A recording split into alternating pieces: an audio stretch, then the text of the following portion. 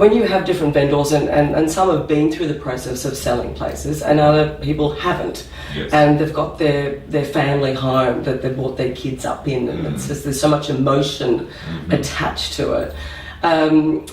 You are dealing with people's emotions rather than dealing with bricks and mortar. I mean, obviously we are talking about the end result is a house is selling. Yes. But when you're dealing with people, you're dealing with full-on emotions, aren't you? Exactly. So how do you work around that? I suppose the best thing, recently I've flipped 13 houses in 13 years myself, so I've been through the selling process and the purchasing process. Purchasing is obviously stressful because you have that momentum, am I going to get the property? And is it within my budget? But the actual seller has the most amount of emotion because they're putting that property out there for everyone to see, so they feel they're being judged. Yeah. And then when sometimes the market doesn't want to pay them what they want, it's like a failure in their mind. So you've got to actually nurture that emotion to get through the process of when you find someone who wants to buy it and they're compatible with the people wanting to sell it, and try and get those emotions together, because people pick houses they want to buy. But once they decide they want to buy, and once someone decides they want to sell, they're emotional about it. The money then comes into it, because obviously there's a budget of where you want to go, and people have a ceiling of where they're willing to let go of something. Yeah. Time heals both of those, Yes. obviously.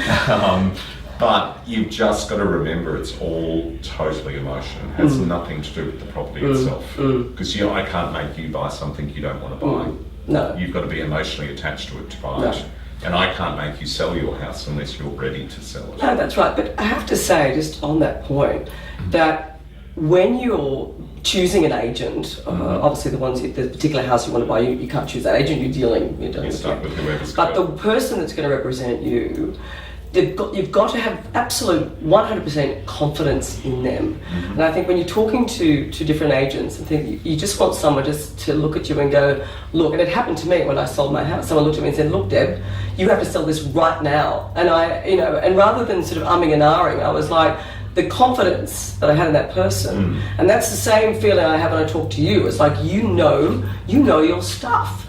And so there's a great comfort when you pack up all those emotions and your biggest asset and go, I'm giving this to you. So and I think you can do that because you've had so much experience in this.